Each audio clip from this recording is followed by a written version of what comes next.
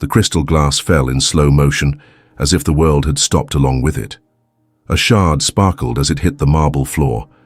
The sharp sound of breaking glass echoed through the silent hotel lobby. Arya didn't move. "What did you say?" she asked, her voice trembling. The sound didn't even feel like her own. The man in front of her didn't blink. $10 million, he repeated. 1 year with me, but you have until tomorrow to decide. He spoke like someone commenting on the weather, dressed in a flawless suit, his eyes almost too cold to be real. Spencer Hastings. Arya didn't respond. She just stared at him, frozen. The idea was too absurd to process. 1 year? 10 million? Why? Spencer slid a white card across the counter. The gesture was restrained, calculated. "Call if you're interested. The contract is already prepared." Then he turned and walked out of the lobby without looking back. The automatic door closed with a soft hiss, and the world began to turn again. Arya remained still. The broken glass shards glinted under the cold ceiling lights. She tried to breathe, but her body wouldn't cooperate. She was trapped between the most surreal offer of her life and the crushing reality waiting outside. She crouched to pick up the pieces, but her hands were shaking. Badly.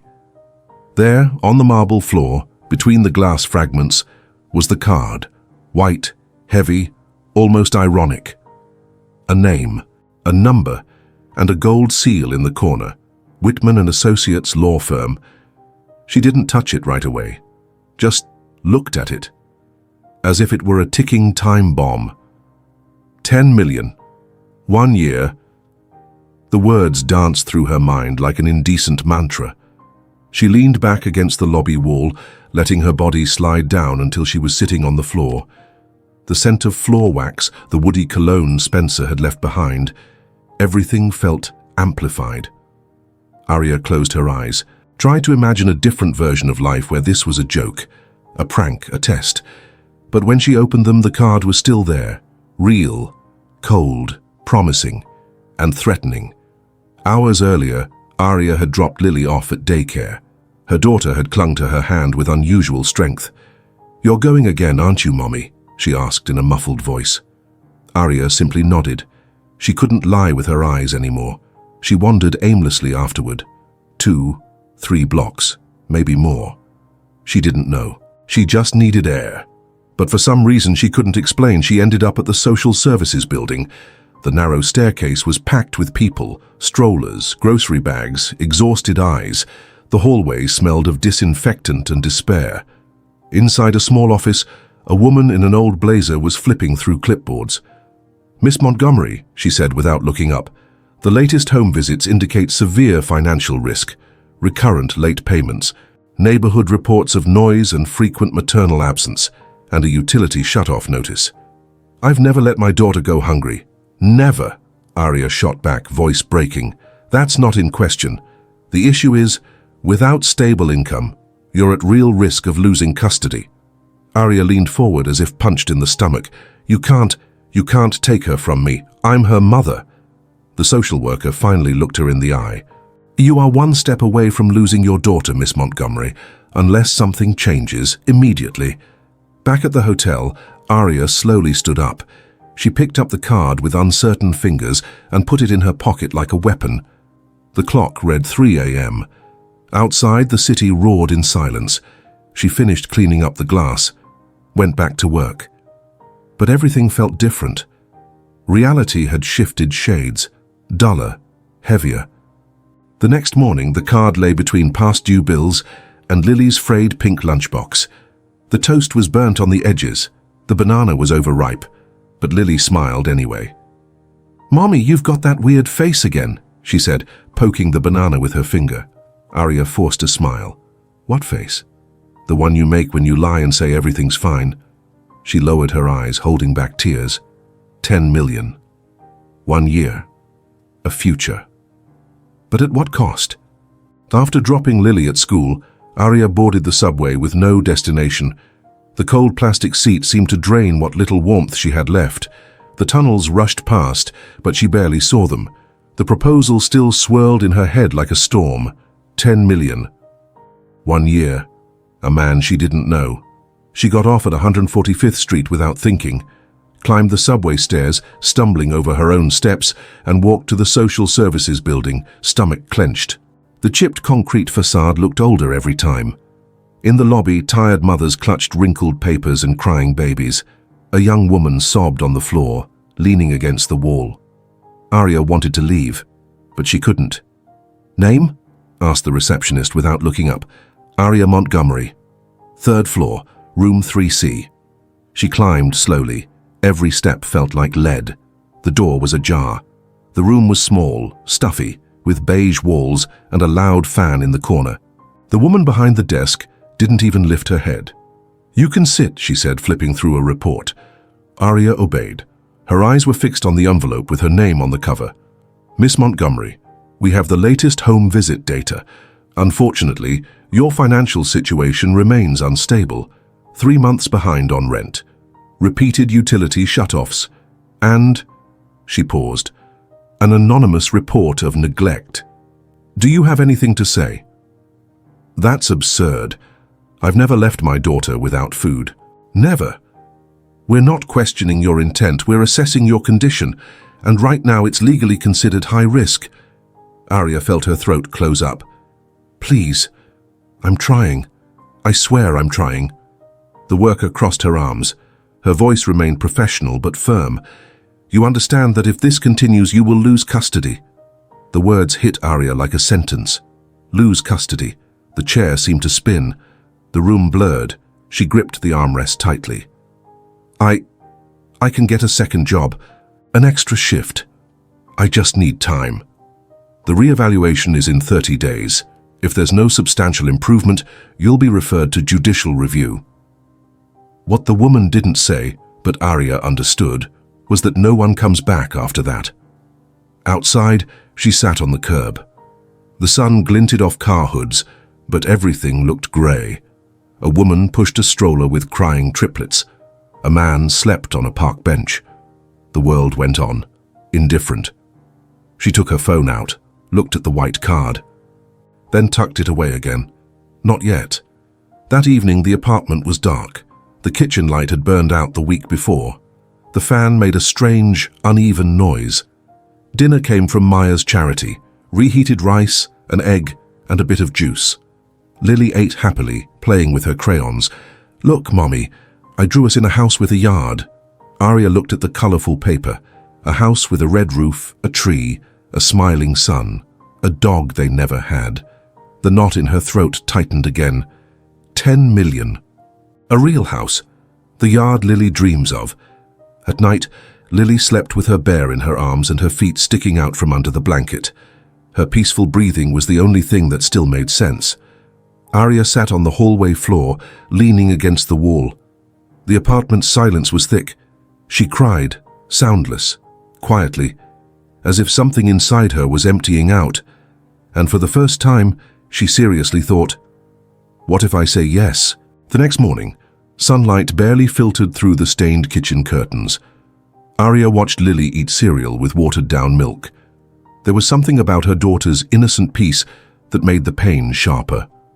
The white card still sat on the table, beside overdue bills, an electricity shut-off notice and the pale pink lunchbox with the broken zipper.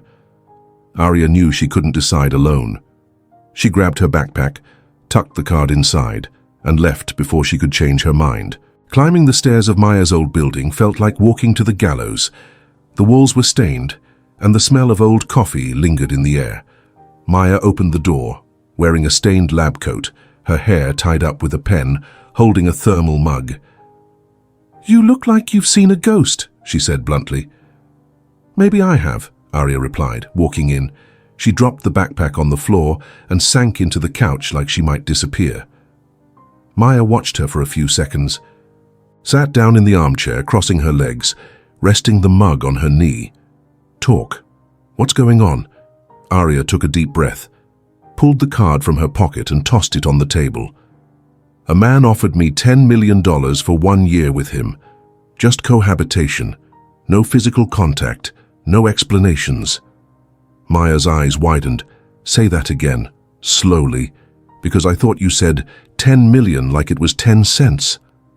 I said 10 million, Maya. She ran a hand over her face. Exhaustion was etched into every feature. And what does he want? Contract marriage? Bizarre reality show? Cult? Just cohabitation. 1 year living with him. Maya stood up and started pacing. This is emotional blackmail, or worse, the beginning of a true crime documentary. It screams trouble. I thought the same, but he seemed so cold, so sure, like this was normal. But be honest, is he hot? Arya let out a short, surprised laugh.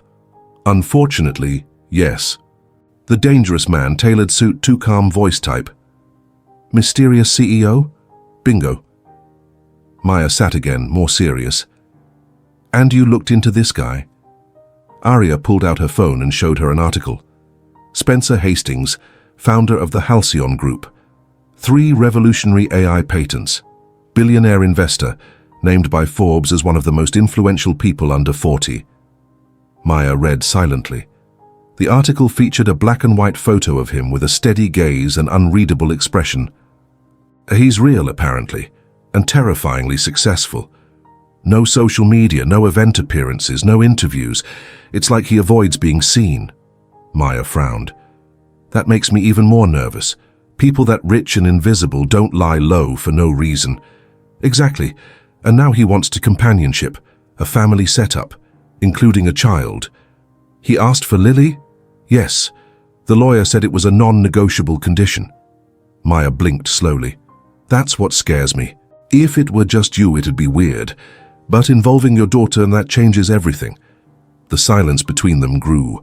Arya picked up the card again, ran her finger over the golden seal. It wasn't just paper. It was a dilemma. I don't have many options, Maya.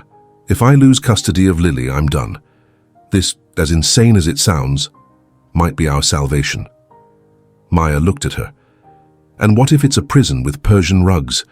What if it's something you only understand when it's too late? Arya closed her eyes. The weight of the doubt felt heavier than the offer itself. But what if it's our only chance? On the way out, Maya hugged her tightly, like she didn't want to let go. Just promise me one thing, she whispered. What? That you'll go into this with your eyes open, and if anything feels wrong, you run. Arya nodded, swallowing hard. I promise. That night, Arya didn't sleep. The apartment was sunk in thick silence. The only light came from the fridge, where the card sat under its glow. She stared at it like a ticket to an alternate world. 1 year, 10 million, and no clear reason. She only knew one thing: if she said no, she'd lose everything. If she said yes, she might be selling her freedom. But the worst choice was not choosing at all. The kitchen clock read 2:47 a.m. Arya sat at the table, eyes fixed on the envelope holding the contract. Beside it, a lit candle, the last one in the cabinet. Power had been cut hours earlier, and the silence of the apartment felt like a living being present, oppressive. She picked up the scrap paper where she'd scribbled her debts and deadlines, traced the list with her finger. Rent, 2 months. Lily's school, 4 installments. Water and gas, overdue. Food, almost none. She closed her eyes and pictured her daughter asleep in the bedroom, too small to carry the weight of a world that always demanded too much from mothers and so little from fathers. Arya took a deep breath, looked again at Spencer's card. It was just a phone call, just one step, but it was also a point of no return. She picked up her phone, dialed the number, then stopped before hitting call. What if? The candle flickered. She turned off the screen. Tomorrow. The next morning she left early, hair still damp, purse on her shoulder. She dropped Lily at school with a quick kiss and distant eyes. Her daughter noticed. Mummy, are you coming back today? I always come back, sweetheart. But even to her, the words sounded hollow. The Whitman and Associates building felt like another planet. Dark glass, uniformed receptionists, silent carpet. Everything spotless, precise, imposing. Arya clutched the folded contract in her purse like a confession. The secretary led her down a long, cold hallway to a glass-walled office at the end. There, behind a dark wooden desk, sat Charles Whitman, thin, pale, hair perfectly combed. A man who looked like he'd been drawn with a ruler. "Miss Montgomery," he said, rising. "Welcome, please have a seat." She obeyed. Her heart was pounding. Mr. Hastings left clear instructions. The contract is already validated. Terms include residence in his property for 12 months, absolute confidentiality, no physical obligation, medical supervision, full-time education for the child, and full payment at the end of the period, $10 million. Arya tried to absorb it, but it felt like a foreign language. "And my daughter?" she asked. "Included. That was his specific request. The child must live with you both. No separations." "Why?" Charles paused, removed his glasses, adjusted his suit lapel with exaggerated calm. "Mr. Hastings wishes to experience a family environment, a real routine, even if temporary." Arya frowned. "This isn't a sociological study? An experiment? Some kind of emotional control?" "No, Miss Montgomery," he said, voice lower. "Mr. Hastings wishes to live what he calls one last normal year." The phrase hit like a stone. Arya sat up straighter. "Last year?" Charles looked away. He didn't confirm, but he didn't deny. "He'll explain more if and when he deems necessary. Until then, it's your choice." The contract was slid across the desk. The pen rested beside it like an elegant trap. Arya swallowed hard, wanted to ask more, but her throat closed. Then her phone vibrated. She answered without thinking. "Mrs. Montgomery," the voice was urgent. "This is Lily's school. She fell on the playground. Looks like a fractured arm. We're taking her to the hospital. Can you come immediately?" The floor seemed to disappear beneath her. "I'm coming now." She dropped everything, contract, bag, doubts. She ran. At the hospital, time stopped. Lily cried softly while doctors wrapped her tiny arm. Arya sat beside her, gripping her small hand tightly, whispering words that barely came out.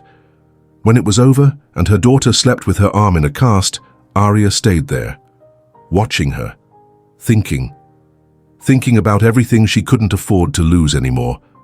2 days later, she returned to the office with the signed contract. Charles didn't ask questions.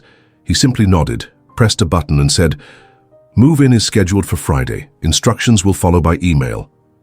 No celebration, no smile, just another step forward in a game whose rules she didn't know. On Friday at exactly 2 p.m., the black car pulled up in front of the quietest building in Manhattan. Arya held Lily's hand tightly as the doorman opened the door with a subtle nod. "Good afternoon, Miss Montgomery. The private elevator is ready." She thanked him softly. Lily looked around with wide eyes, her small fingers laced with her mother's. They rode in silence. The elevator had a digital panel, polished mirrors and no music. Just a faint hum. Even the air felt different. The doors opened directly into the penthouse. The first thing Arya saw was the city. A full wall of glass revealed New York in cinematic scale. Skyscrapers, grey clouds, a world she never belonged to. The light wood floors gleamed. The walls were in neutral tones. Everything was elegant, too elegant. Quiet, too quiet. A space designed not to feel lived in. A well-dressed woman was waiting in the foyer. "Miss Montgomery, welcome. I'm Camilla, the housekeeper. And this must be Miss Lily?" she asked, crouching with a soft smile. "Your room is already prepared." Lily hid behind her mother, shy. Camilla stood gracefully and motioned for them to follow. As they walked through the first floor, Arya noticed the details. A reading nook with a children's bookshelf, color-coded building blocks, a small armchair with a pink blanket. Like someone had known exactly what Lily would need before she arrived. "This was prepared for us?" Camilla nodded. "Mr. Hastings oversees every detail personally. He asked for everything to be functional, but cozy, especially for the girl." Their bedroom was in the east wing of the penthouse. Spacious, minimalist furniture, large bed, fresh linens, all clean, all aligned. Next door, Lily's room, natural light cloud decals on the walls, a fabric tent in the corner, books arranged on a low shelf, and a chalkboard wall ready to be drawn on. Lily ran to the toys, giggling. "Mommy, there's a new bear!" Arya watched her daughter explore the room with a pure kind of joy she hadn't seen in ages. It was like witnessing a better version of the life she was never able to provide. Camilla let them explore and slipped out quietly. Arya stepped toward the balcony and noticed something curious: an outdoor area with synthetic grass, a vertical garden, and a small artificial pond with orange fish. "Can I go out there?" Lily asked, and before the answer came, she had already opened the glass door. She kicked off her shoes and ran barefoot across the fake grass, laughing out loud. Opened her arms as if to fly. Arya hesitated, then took off her own shoes and stepped out too. The texture was strange, neither warm nor cold, but alive. She laughed, really laughed, for the first time in weeks. Upstairs, on the upper level, a man watched through the wooden divider of his office. Spencer stood motionless, one hand on the window frame, the other in his pocket.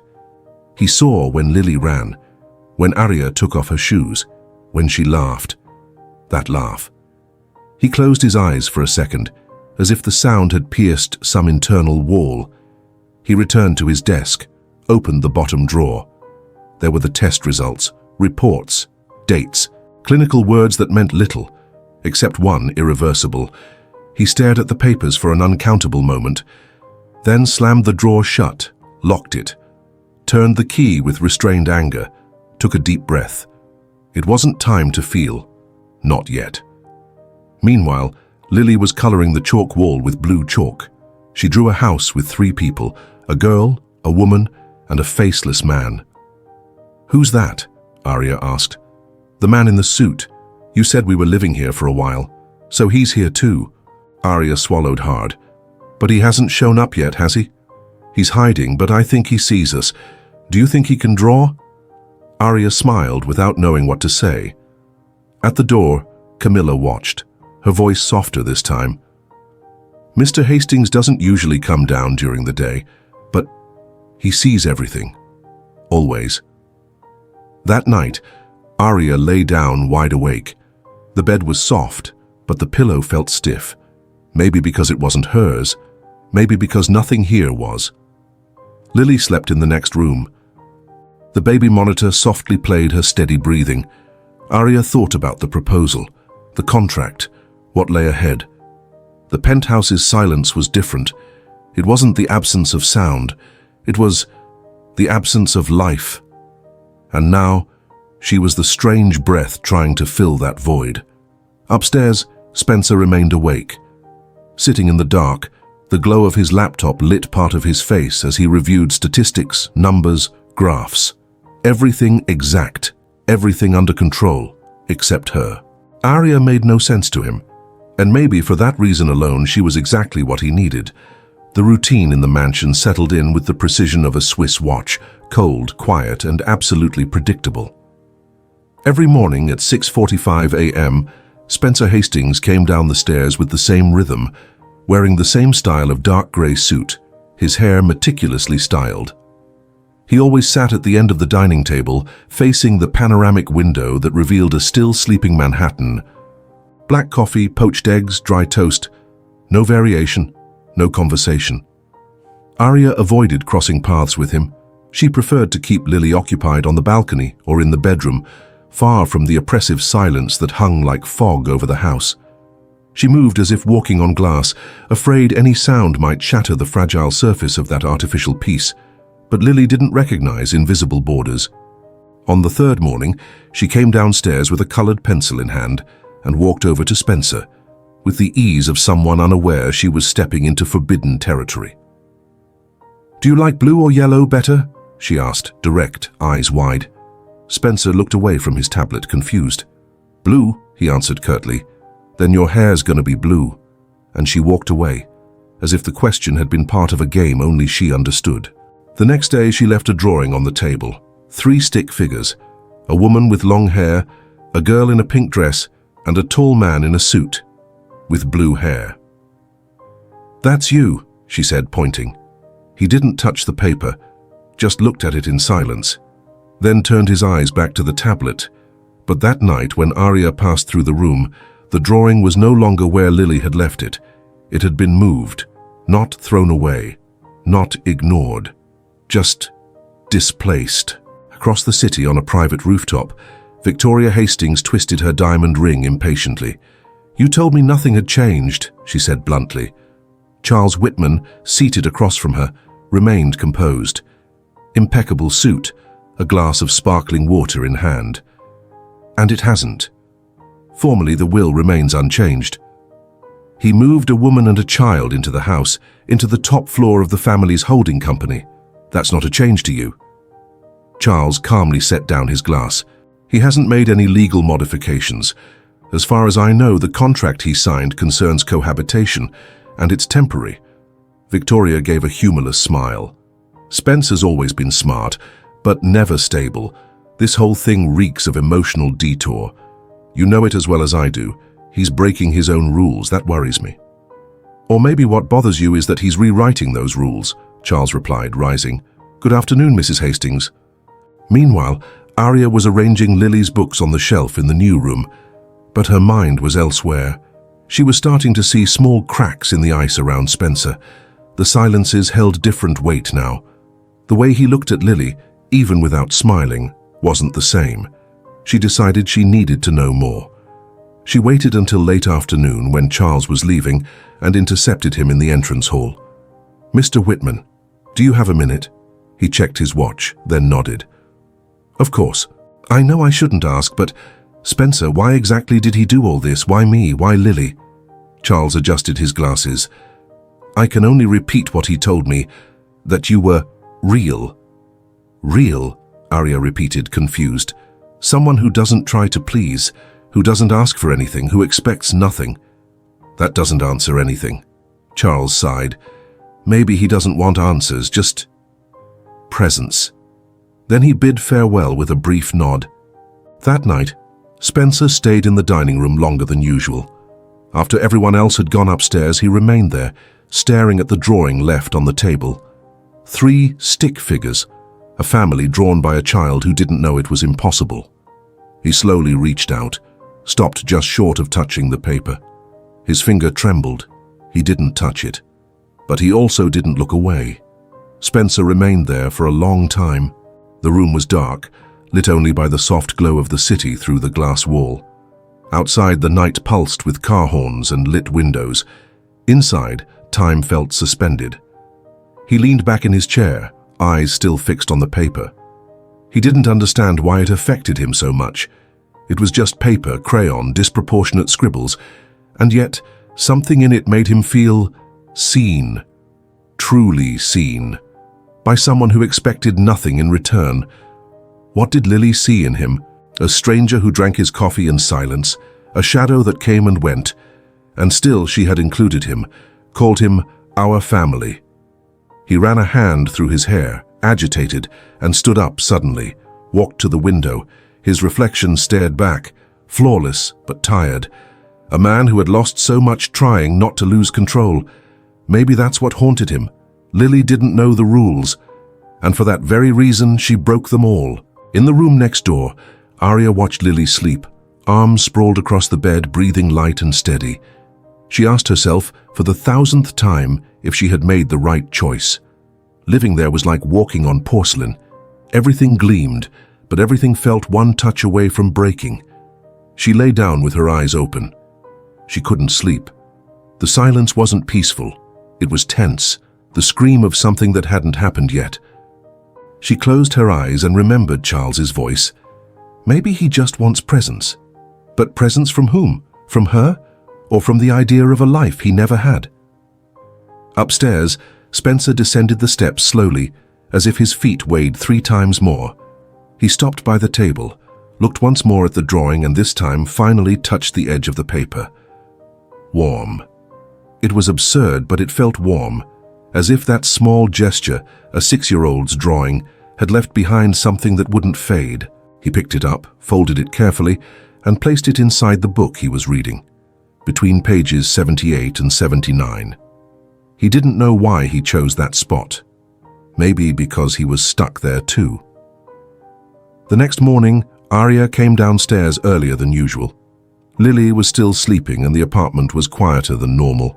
A heavy kind of quiet, the kind that signals something. She entered the kitchen and found Spencer already at the table. He was staring at his tablet, but not reading. The coffee cup was untouched. The same neutral expression as always, but something in the air had shifted. Arya pretended not to notice and walked to the coffee machine. The silence between them lasted exactly 2 minutes. Then he spoke. "Why isn't your daughter at school today?" She turned her head slowly, surprised. "She has a cold. I told Camilla last night." "I'd prefer that you inform me directly," he said, eyes still on the screen. Arya gave a short, almost incredulous laugh. "Inform? Is this a job or cohabitation?" Spencer finally looked up. They locked eyes. For the first time, there were no barriers, no intermediaries between them. The air felt charged, like a field on the verge of sparking. "It's whatever you want it to be," he replied dryly. Arya crossed her arms. "Funny. I thought you'd already decided that for me when you put a price on the offer." Spencer didn't answer, just turned his gaze back to the tablet, as if that ended the conversation. But Arya didn't leave. She stood there. "You know what scares me?" she said, voice low. "It's not being here. It's not the weird contract. It's that you move through life as if nothing, absolutely nothing, matters." Spencer slowly closed the tablet. "And what exactly do you expect to matter?" "I don't know," she whispered. "But a child just drew you as part of her family, and all you can do is manage who reports what." He said nothing, his face blank. But his fingers, always steady, gripped the edge of the table too tightly. Arya took a deep breath, holding back the urge to say more. She knew she was on the edge, and maybe he knew it too. She turned and left the kitchen without waiting for a reply. But as she climbed the stairs, she felt something behind her, not judgment, but unrest. He had heard her, and for the first time, he felt it. On a rainy afternoon, the intercom rang. Camilla answered with her usual quiet voice, but this time she hesitated. "A woman named Maya says she's a close friend of Miss Montgomery." Arya ran to the door before Camilla could greet her formally. As soon as she opened it, she was pulled into a tight hug, surrounded by the familiar scent of coffee and creative chaos. "My God," Maya said, looking around. "This looks like the set of a dystopian movie about lonely billionaires. Where are the robots?" Arya laughed, relieved. For the first time in weeks, someone who truly knew her was there. Someone who remembered the real world. "Take it easy. The house listens sometimes." Maya raised an eyebrow. "Oh, he's one of those." Arya just nodded and Maya got it. They sat in the corner of the living room where the furniture looked too expensive to use. "So what is all this? Emotional endurance training?" Maya said lightly, but her eyes scanned everything with caution. Before Arya could answer, firm footsteps echoed in the hall. Spencer. He appeared suddenly, in a suit, phone in hand, as if just passing through, but stopped when he saw Maya. A second of assessment, a slight posture adjustment. "Miss Maya, Arya's friend. Don't worry, I'm harmless," she said with a smile that blended charm and challenge. Spencer nodded, was about to continue walking, but Maya took 2 steps toward him. "Can I just say, you're even more enigmatic than I imagined." Arya froze. Maya wasn't openly flirting, but there was something in her tone, the way she studied Spencer, that sparked a deep discomfort. Spencer didn't reply. He just looked at her like he was reading an encrypted code. "I have to take a call. Excuse me." He disappeared up the stairs. Maya laughed, but there was something calculated in her laughter. "Well, at least now I get the fascination. He has that tortured villain magnetism." "Maya," Arya began, but didn't finish. Her friend turned away, playing it off, but her eyes weren't laughing anymore.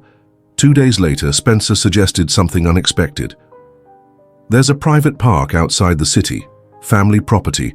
We could spend the afternoon there if you'd like." Arya hesitated. It was the first time he'd suggested something resembling real connection. Camilla packed a basket with fruit, snacks, and apple juice. Lily wore a yellow coat and ran across the grass when they arrived. An open green field surrounded by old trees, a calm lake, and moss-covered stone benches. Arya watched Spencer from a distance. He walked with his hands in his pockets, as if everything still felt foreign to him. Then Lily tripped and landed on the wet grass. "I'm okay," she shouted, laughing. Spencer reacted on instinct. He helped her up, brushed off her coat with a handkerchief from his pocket. And without realizing, he smiled. Not a polite smile, a real one. Warm, as if he forgot who he was. Arya saw it, and something inside her melted. Back at the mansion, Camilla was waiting with hot tea and towels. While Lily ran to change, Arya stayed in the kitchen with Camilla. "He wasn't always like this, you know," the housekeeper said, stirring the tea. "Like what?" "Capable of touching anyone, not even his parents. The house he grew up in was made of absence." Arya didn't respond. "The first time I saw Spencer cry, he was 7. Crying alone in the attic after a fight with his sister. He got punished for hiding the neighbor's cat, afraid his father would have it killed. He told me, I just wanted to hold something that didn't scream." Arya bit her lip. She didn't know what to do with that. Later that night, the hallway was dimly lit, broken only by soft motion lights. Arya was returning from the kitchen, trying not to think, or maybe trying to avoid thinking too much. Then she heard it. Muffled voices, a female tone, coming from a half-open door near Spencer's office. She stopped, not out of curiosity, but because she clearly heard her name. "Arya isn't exactly trustworthy," the voice said, low but sharp. Arya recognized it instantly. Maya. She stepped closer, quietly, heart pounding. "She's reactive, impulsive. You know that. You always attract this kind of chaos when you're trying to make up for guilt. It's a pattern, Spencer." Silence. Arya felt a knot in her throat. The tension in the room was thick, like the words were only the surface of something deeper. Then his response. "Maybe it's time to remove the risk." The words came cold, precise, like a scalpel. Arya instinctively stepped back, but she didn't move farther. The echo of those words spun in her head like slow poison. Was he talking about her? Or about Maya? Something in his tone disturbed her. It wasn't cruelty. It was rehearsal. Like he was saying what someone expected to hear. She didn't want to hear more. She returned to the bedroom with her heart on fire and her face cold, locked the door, even knowing it wasn't necessary. The next morning, Maya was gone. No message, no goodbye. And for the first time since they arrived, Spencer appeared at breakfast with Lily, alone. Sat at the table with a glass of juice and asked about her drawing from the night before. Arya, watching from the doorway, said nothing. But a new restless question stirred inside her. What if she was never the piece on the board? It was on a slow, overcast Tuesday that the mansion stopped feeling safe. Arya was in the reading room with Lily, helping with a puzzle, when raised voices shattered the calm. "I demand to see him now," a man yelled, ignoring the receptionist in the entryway. Arya stood up at once. Camilla appeared, pale. "There's a man at the door. Says he's family. Ethan Hastings." Spencer was already coming down the stairs when the door burst open. "What a charming scene," Ethan said with a crooked, venomous smile, eyes scanning until they landed on Arya. The new honorary resident with her cub almost looks like a margarine commercial. "Ethan, leave now," Spencer said without raising his voice. "So it's true. You're playing the benevolent one now. How noble, Spencer. Or is this all part of a plan to get under Vicky's skin? You've always had a flair for drama." Arya instinctively pulled Lily into her arms. "She has nothing to do with this," Spencer said, the first time he raised his voice for someone other than himself. Ethan laughed bitterly. "Going to defend her now? Lovely. But what happens when the press finds out? When the investors see you playing house with a maid and some random kid?" Spencer took one step forward, slow, calculated. "Get out of my house, now." Ethan hesitated, his face hardened, then turned with a cold smile. "This isn't over." When he left, Arya let out the breath she hadn't realized she was holding. Spencer stood still for a moment, as if deciding whether to say something, but he didn't. He just went back upstairs without a word. That night, Lily started coughing. At first, it was just rough, spaced-out coughs. But soon her breathing shortened, her face paled, and her skin turned burning hot. Arya touched her forehead and felt heat like a live coal. "Lily," she whispered, kneeling by the bed. "Talk to me, sweetheart," the girl moaned, her small body shaking with chills. Panic hit like a wave, dense, blinding, paralyzing. Camilla entered the room within seconds, alarmed by Arya's stifled scream. "I'll call a doctor," she said, phone already in hand. But before she could finish, rushed footsteps echoed down the hall. Spencer appeared at the door. No suit, no phone, none of his usual armor. His eyes met Arya's, and something shattered. The coldness, the distance, all gone. "What's happening?" His voice came low, urgent, almost hoarse. "She has a fever. Bad. She's shaking." Arya could barely speak, her chin trembling, fear in her eyes. Spencer crossed the room in 2 steps and knelt by the bed. He placed a hand on Lily's forehead and pulled back like he'd touched fire. His breath caught. For a moment, he wasn't the CEO, not the untouchable man, just a human being in front of something fragile he hadn't realized mattered. Without a word, he took off his jacket and wrapped Lily in it, lifted her into his arms with almost reverent care, as if afraid she might break. "Come with me," he said, already moving. "But the doctor's on the way," Arya tried to say, confused. "Doesn't matter, I'll take her myself." And he did. He went down quickly but without stumbling, started the car. Arya got in beside him, shivering, hugging herself. On the drive, there were no words, only the engine, slicing through empty streets and Lily's fading breaths. Arya kept looking back, tears held in her eyes, but Spencer didn't take his eyes off the road. Jaw clenched, hands steady on the wheel, as if the whole world depended on him staying in control for just a few more minutes. At the hospital, everything happened both fast and slow. Doctors, thermometers, questions, signatures, waiting. Hours later, they were in a children's waiting room, pastel walls, stuffed animals forgotten on plastic chairs. Lily slept in Arya's lap, her fever under control.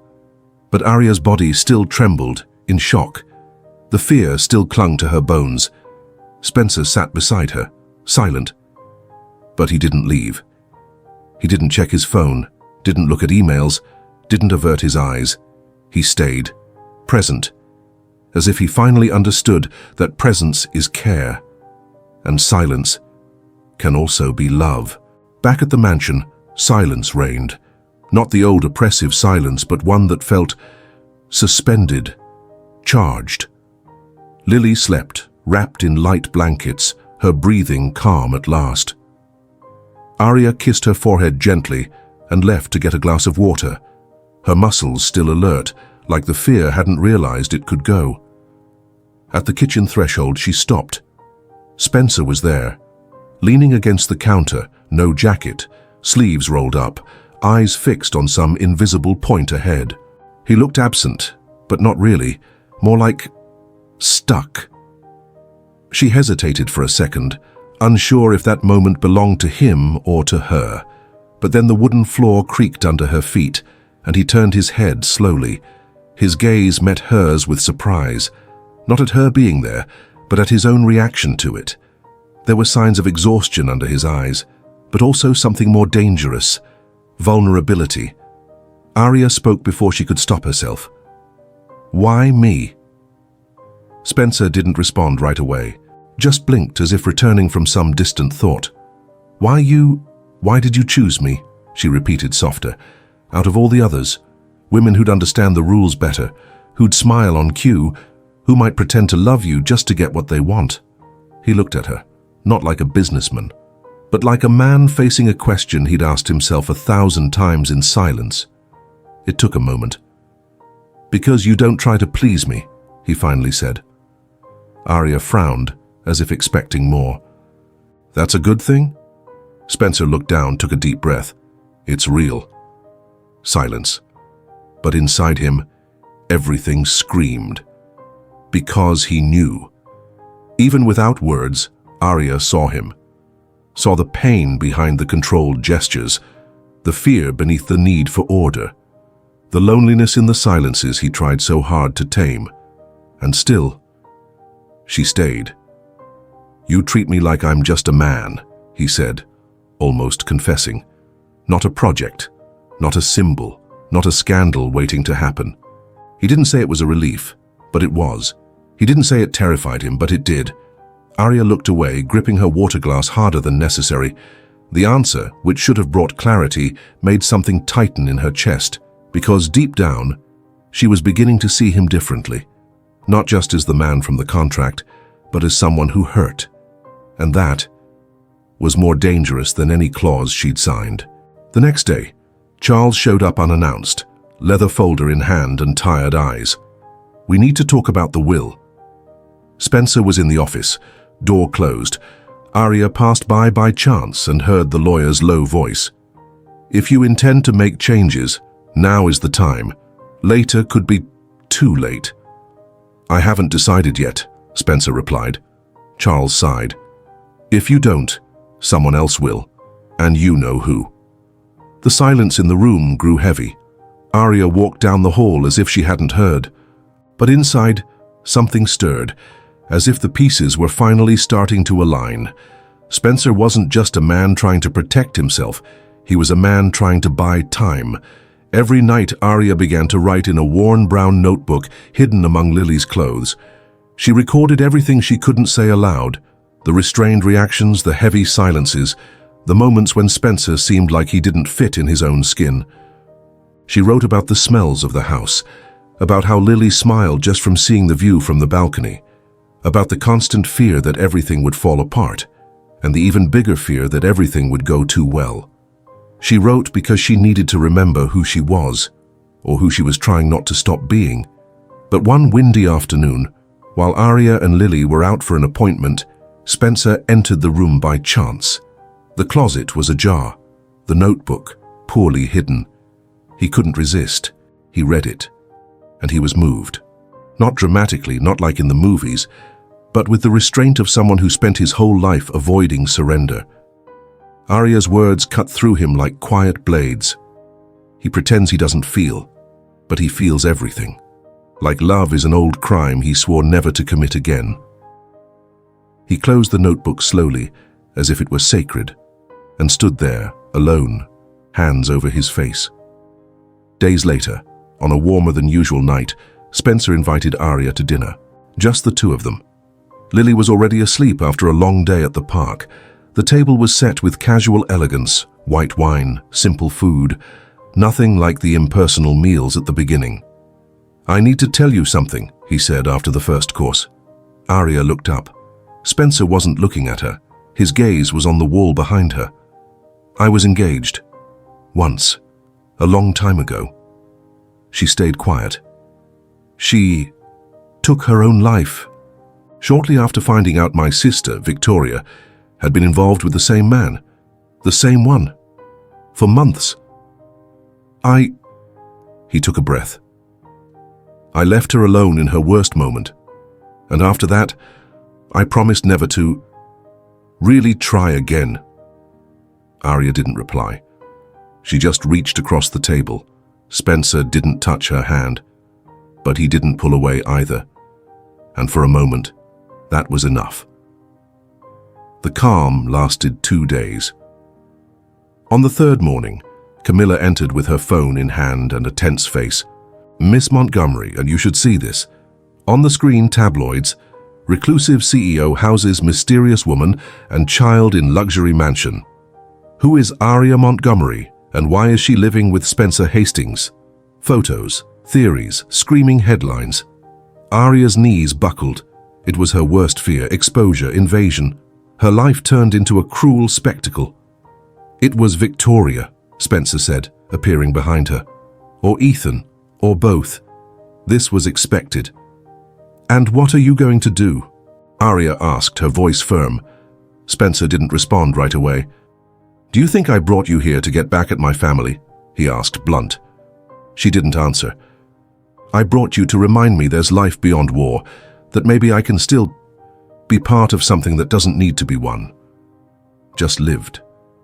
Arya wanted to believe him, but fear was older than hope. That night he called her into his office. A small dark wooden box sat on the desk. "If I'm not here in a year," he said, eyes on her, "open this, it's all yours." She didn't touch it. "What's in it? What you need?" "But only if I'm gone." "Will you tell me the truth someday?" He hesitated. "Someday, but not today." She nodded, without trusting, but also without backing away. And there, in that suspended moment, the contract that had once defined everything ceased to be the center. Now, there was only time. And its quiet countdown. The sharp crack of the glass shattering cut through the almost sacred silence of the library, like thunder in the wrong place. A wrong sound.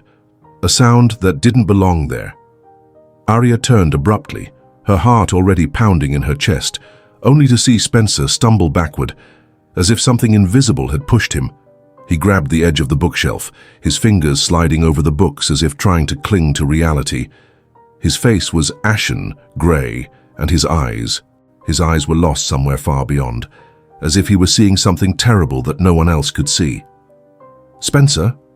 Her voice came out hoarse, shaky, barely holding back the fear rising in waves. He tried to answer. His lips moved, searching for a word, a plea for help. But no sound came, not a single syllable. And then, as if ripped from the world, Spencer fell. Everything collapsed with him. Time shattered like the glass, dissolving into confusion and despair. Camilla came running, the sound of her footsteps distant like underwater.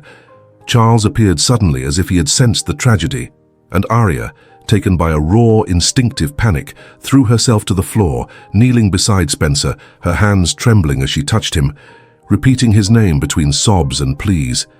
There was no logic, no dignity, just the scream of a collapsing heart. That night, after he had been stabilized, laid down to rest, breathing slowly as if the very air was slipping through his fingers, Arya felt the world had changed. She had changed. Breathing hurt. Thinking hurt even more. Something was wrong. She knew. She felt it. And it wasn't just a collapse from exhaustion. It couldn't be. There was something underneath, an emptiness that weighed in the air. Driven by irrational urgency, she searched the library with trembling hands, yanking drawers open, rummaging through files, digging into old folders with desperate eyes, until she found it.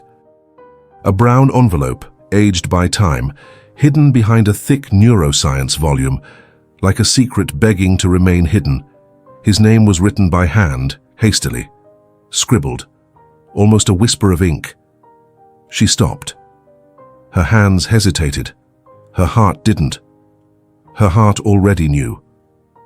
Then she opened it, and the world collapsed again. Diagnosis: advanced pancreatic carcinoma, stage 4. Prognosis: terminal. She read, and didn't understand. Her mind refused. Her brain screamed it didn't make sense, so she read it again and again, until the words dug into her skin like needles. Her stomach twisted. Her entire body shook. First came rage, hot, alive, desperate. Then sadness, so dense it almost suffocated her. But it was fear that broke her from within. She didn't think. She acted. She went after Charles. She found him in the meeting room alone, a folder on his lap like it was either a shield or a burden. He looked at her, surprised, but not enough. Not like someone who didn't already know. "You knew," she said, firm, locking eyes with his as she held out the report like a weapon. Charles lowered his gaze. Silence. And in that silence, confirmation. "How long?" Her voice came out like a razor's edge. "A little before he met you," he replied quietly, as if that could soften the pain. "He refused treatment, said he didn't want to spend his final months being a patient. He wanted to live." Arya stood still. The words echoed through the space but didn't land. They found no ground. A scream was forming inside her, a scream with no sound but the weight of a storm. "And putting me in that contract, was that part of it?" Charles hesitated, swallowed hard, but answered with his eyes. He thought it would be just for a year, no strings, just presence. "But I'm not just presence," she whispered, and her voice cracked. "I'm a person. I have a daughter. I have a heart." Silence. He didn't reply, maybe because there was no reply. Arya turned and walked out, without knowing where to go, without direction, without being able to cry, as if everything inside her had been ripped out, as if only emptiness remained.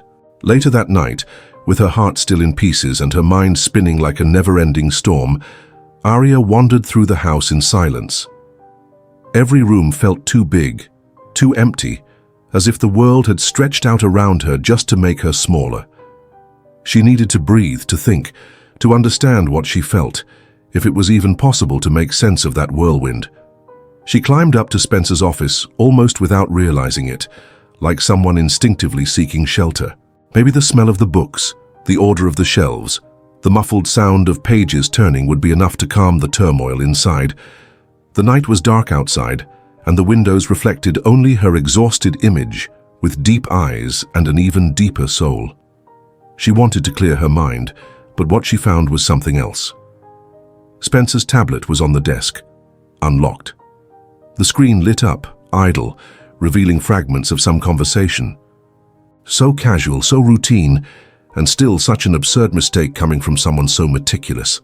Spencer never left anything unlocked, never, not in the middle of a storm. That was what made Arya pause. She stood still for a moment, her heart jolted as if it knew. Maybe he forgot, maybe not. Maybe it was fate, pushing her mercilessly toward a truth she didn't want, but needed. She looked. The name appeared immediately. Maya. For a second, everything inside her froze. The name seemed to glow like a sentence. Maya, her friend, her confidant. The shoulder she had leaned on so many times, the person she had confided in, her doubts, her pain, her hopes. Maya, who was always around, who seemed to understand too much, to observe too much. But it wasn't a conversation between Spencer and Maya. It was between Victoria and Maya. And it was long. Arya swiped her finger across the screen. The messages multiplied, one after another, like drops of poison falling into a glass of clear water. At first, the exchanges seemed innocent. Brief comments about daily life, banal impressions, nothing noteworthy. But just a few lines in, the tone changed. And when it changed completely. "She's deeper in than she should be careful. If he changes the will, we lose everything. You promised me you'd get her out of there."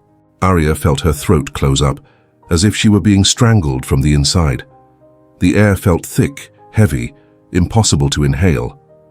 A wave of heat rose up her back and spread to her face. The hand holding the tablet began to tremble, lightly at first, then uncontrollably. "I don't know how much longer I can keep pretending. She trusts me. Too much." The final blow. She had to sit down. Her legs no longer obeyed. The chair slid back and she sank into it, as if the floor was the only safe place left. Maya. She had trusted Maya. Maya, who had listened to every confession with serious eyes, who had hugged her when Arya cried over Spencer, who had said, "You deserve more," always with that enigmatic smile, as if she knew something Arya didn't. Maya, with her measured words, with advice that always seemed calculated, like part of some hidden script.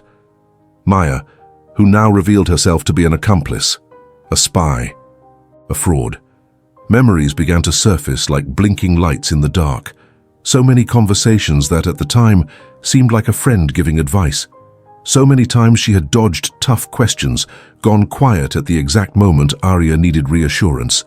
Those lingering looks, the skewed remarks about Spencer, the way she watched everything, as if she were waiting for something. She wasn't skeptical, she never was. She was jealous. The truth hit Arya like an avalanche. Maya didn't want to protect her. She wanted to replace her. Now everything made sense, or worse, it all fit into a puzzle that had been in front of her the whole time, but she had refused to piece together. Maya, with that fake compassion. Victoria, with her poisonous tone disguised as concern. It was a game, a plan. And she, Arya, had been the target from the start. Slowly, rage began to fill the space left by the shock. a cold, bitter fury that burned inside without showing on the outside. She hugged the tablet to her chest, as if it could keep her grounded, anchored in reality, away from the abyss opening in her mind. How dare they? How dare she? Arya felt violated, not just deceived, but betrayed in the most intimate place: trust, friendship, affection. She closed her eyes, and for a moment she wanted to go back in time, back to when everything was still bearable, when Spencer was just a difficult man and Maya was just a friend. She wanted to unsee what she had just read, erase the words from the screen, pretend she could still trust someone. But it was too late. The world had changed. Again. And now she was truly alone. No support, no ground, holding a terminal secret and surrounded by a conspiracy. She opened her eyes and looked at the tablet again, as if she needed to feel the pain once more to believe it. She read the messages again, silently, like someone reading a verdict. A whisper escaped her lips. "Bitch." But it wasn't just anger. It was heartbreak. The pain of watching something she thought was safe fall apart. And worse than all, it was fear. Because now she knew she was surrounded, that people were moving in the shadows, pulling strings, smiling on the outside and sharpening knives on the inside. She stood slowly, as if carrying the weight of the world on her shoulders. Her eyes no longer had their old softness. There was something new in them, a wounded determination, a thread of steel that appears only when everything else breaks. She slid the tablet into her coat pocket. She knew what she had to do now. Naivety was over. So was waiting. It was time to act. Hours passed. The sky was already tinged with the dark hues of early morning, and the silence was dense, almost solid. The house slept, or pretended to. But Arya couldn't. She wasn't able to. The truths of the night had flung open doors inside her that wouldn't close anytime soon. Outside, on the wooden porch slightly damp with dew, she curled up in the farthest corner, away from the lights inside, hidden from any gaze, from any attempt at hollow comfort. The night's chill kissed her skin slowly, but she barely felt it. She sat on the ground, her knees pulled to her chest, arms wrapped around herself, as if trying to hold herself together. Her forehead rested on her legs. Her eyes were lost in a place that no longer existed. And in that silence, finally, the words came. Low, trembling, broken. "I'm so stupid, Camilla." Her voice shattered in the air like thin glass, a whisper torn from deep within. Camilla, who had searched the house for Arya, found her there. She paused at the glass door for a few seconds, watching her friend in the darkness, motionless, defeated, emotionally drained. She didn't say anything right away. She simply walked over with calm, careful steps, like someone approaching something sacred and wounded. She sat beside her, leaning against the wooden wall, letting the silence say what words couldn't. Arya took a deep, difficult breath. There was so much pain trapped in her chest that every inhale hurt. The air felt thicker, more cruel. "I believed in everyone," she continued, without lifting her head. "I believed in Spencer, in Maya, even in Charles in a way. I thought that I was part of something, that there was space for me, and for my daughter, but none of them believed in me, not even for a second." That last sentence was spoken with a bitterness more painful than any tear. It was the recognition of a loneliness that had lingered far longer than she had ever wanted to admit. Camilla listened in silence. Her face held no surprise, no rush, no pity, only a steady calm, painful in its empathy. She finally spoke, her voice low, almost like a caress. "Those who don't carry their own emptiness," she said, gazing out at the dark garden, "always try to dig holes in other people's hearts." The phrase hung in the air like an ancient truth, the kind you don't explain, you just recognize. Arya felt every word sink into her skin, striking that tender place where everything that hadn't yet been cried out still lived. She closed her eyes, and then it happened, without warning, without restraint, as if something inside her had given way after fighting for too long. She cried, but not with rage, not with despair.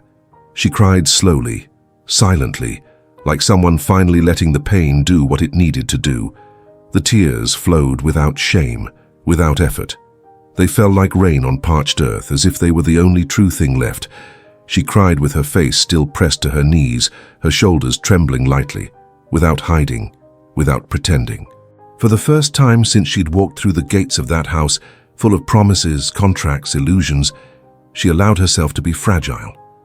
She allowed herself to break. Camilla didn't say anything else. She simply stayed, present. The night wind moved slowly, winding between the porch's pillars, lifting loose strands of Aria's hair. It was a cold, almost poetic, the kind that doesn't hurt but lets you know the weather is changing. And, in a way, it was. Because at that exact moment, something inside Aria was beginning to change too. She was still hurt, still lost, but by allowing herself to cry, without filters, without masks, she was taking a first step toward healing, toward a true new beginning. And on that quiet porch, lit only by the soft glow of the moon reflected on the garden leaves, two women sat side by side. One mourning all she had lost, the other knowing, in her very skin, what it's like not to be seen, not to be heard, not to be believed. There were no promises there, no declarations that everything would be okay. But there was presence, and sometimes that's enough. Because there are pains that only need space to exist, and there are friendships born from sharing those silences. And that night, at last, Aria wasn't so alone. In the days following Spencer's collapse, the house fell into a strange silence. Not like before. Not the silence of emptiness, but the tense silence of something everyone knew, but no one dared to say out loud. Spencer spent most of his time in the bedroom or the study. Camilla ran the daily routine with more rigidity. Aria avoided the common areas. And Lily watched everything. She didn't ask direct questions, but children sense things, and Lily sensed it.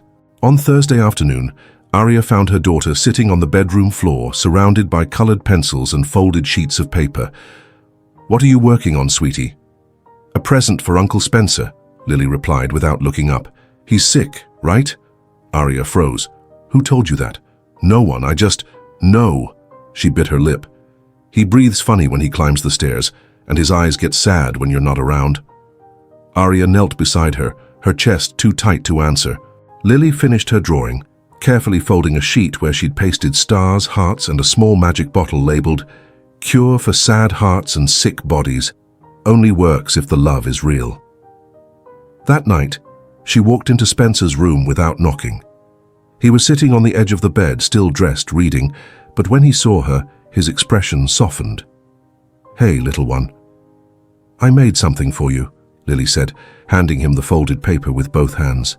Spencer took the gift gently. He opened it as if it were glass. He read it. He took his time. And then, without warning, his eyes welled with tears. He didn't blink. He didn't hide. He just let the tears fall in silence. Lily climbed onto the bed, sitting beside him. "You're going to get better," she said, "because Mommy always says that when we love someone for real, we get a little bit stronger."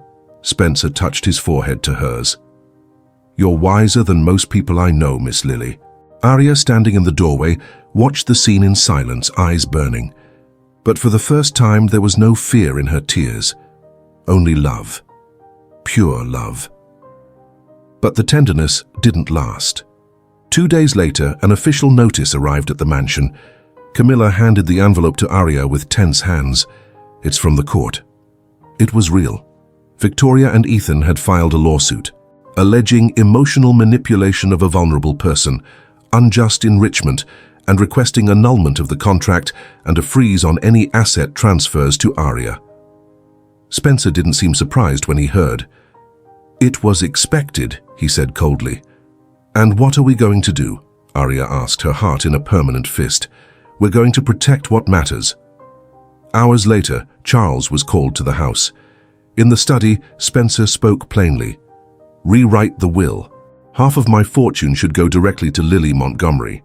Charles's eyes widened. "To the child?" "To her, not the mother, Lily, as legal beneficiary." "And why?" Spencer took a deep breath. "Because Aria doesn't need my money. She needs time, dignity, space to become whoever she wants to be.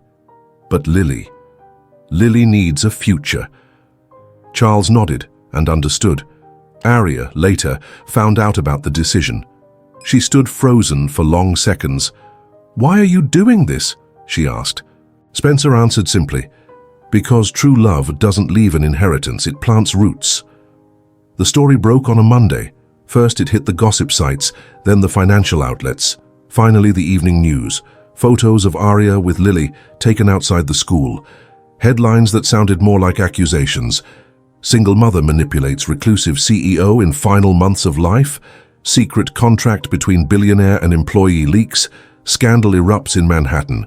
Spencer's face was never fully shown. But hers, yes. And Lily's pixelated but still visible. Arya held her phone with stiff fingers, the notifications exploding. Camilla walked into the room without knocking. "The press is at the back gate. They want a statement, or at least a photo of the two of you together." "I never asked for any of this," Arya whispered, swallowing the lump in her throat. "I know, but they don't care." That same afternoon, an unexpected figure appeared in the foyer. Maya. Hair tied back, dark glasses, a weary face.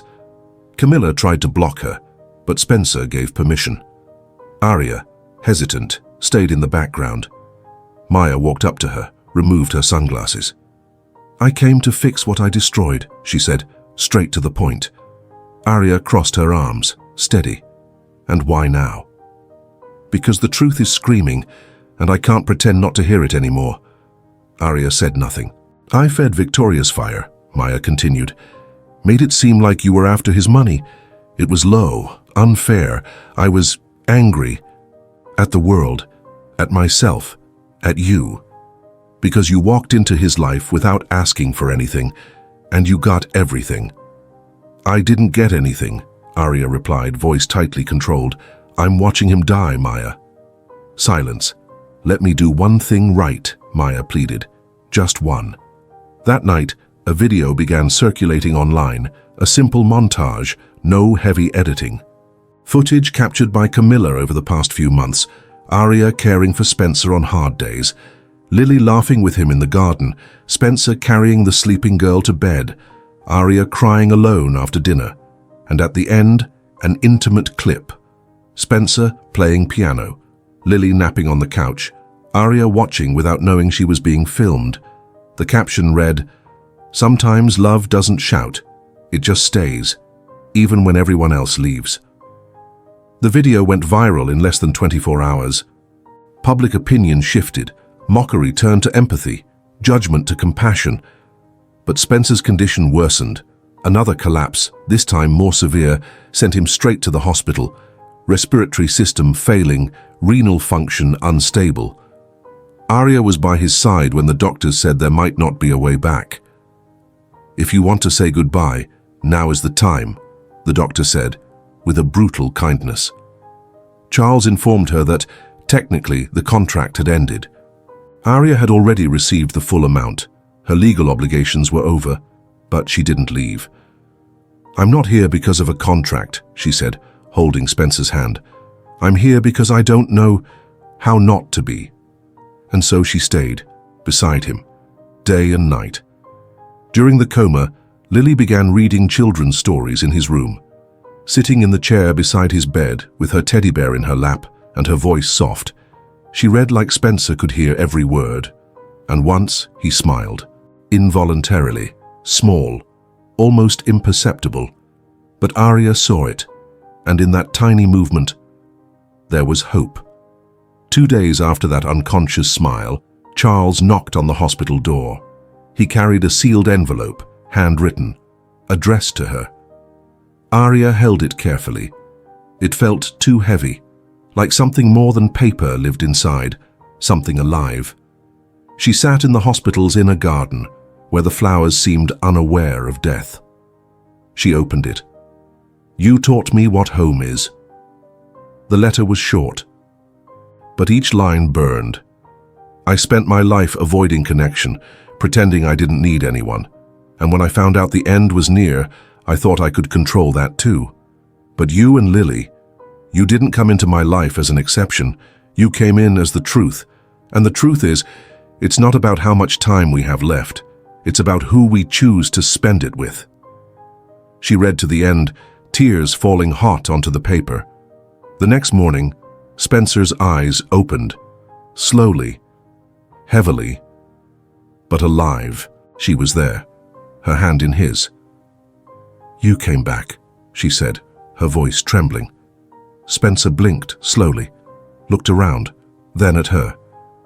You're still here." "I always was." He took a deep breath. The sound of the oxygen machine, a brutal reminder that his body was still fighting, but his eyes had light again. "You didn't leave even when you could have."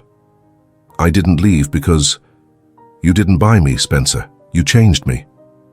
The family's lawsuit was tried in a closed courtroom. Charles defended the will with clinical precision. Maya, in a final act of repair, testified in Aria's favor. Victoria and Ethan lost. The judge declared the contract valid. The will, too. Lily Montgomery became the legal beneficiary of Spencer Hastings. The scandal didn't end with headlines, it ended in silence. On the second to last Saturday of Spencer's life, there was dinner. Nothing grand, nothing symbolic. Just the three of them. Aria, Lily, and him. Camilla made Lily's favorite meal. Mac and cheese with star-shaped sausages. Spencer ate little, but he laughed like a man who knew he was at peace. At the end, Lily raised her juice cup and said, serious, "To our family." Spencer looked at her, then at Aria. "To our family," he echoed, and toasted. 3 days later, Aria woke up to soft light entering through the window. She felt a strange silence. She walked to his room. Spencer was there, lying down, eyes closed, expression serene, like someone who had finally let go of the last burden. She approached, touched his hand. It was cold but peaceful. There was no pain, no struggle, only peace. In the garden, among the plants Lily helped care for, Aria found another letter, hidden inside a small box buried under his favorite pot. "Life taught me to fear connection. You taught me to trust again. When this house feels too big, don't forget. It only makes sense with laughter, voices, and the sound of little feet running through the halls. You didn't heal me, you freed me." S. Months later, on a rare sunny morning, Lily ran through the garden holding a brand new notebook. "Mommy, let's write another story together." Aria smiled. She walked with her daughter through the front door. On the wall in the foyer, a newly hung portrait. Spencer, her, Lily. 3 people who started with a contract and ended with a truth. It wasn't a deal anymore, it was a home. If this story touched you, share your thoughts in the comments. We'd love to hear what it meant to you. Remember to hit the like and subscribe buttons. This is really important for the channel. Really important. And if you're ready for another story of love and hope, click the first card or the second one to watch the full playlist. See you there.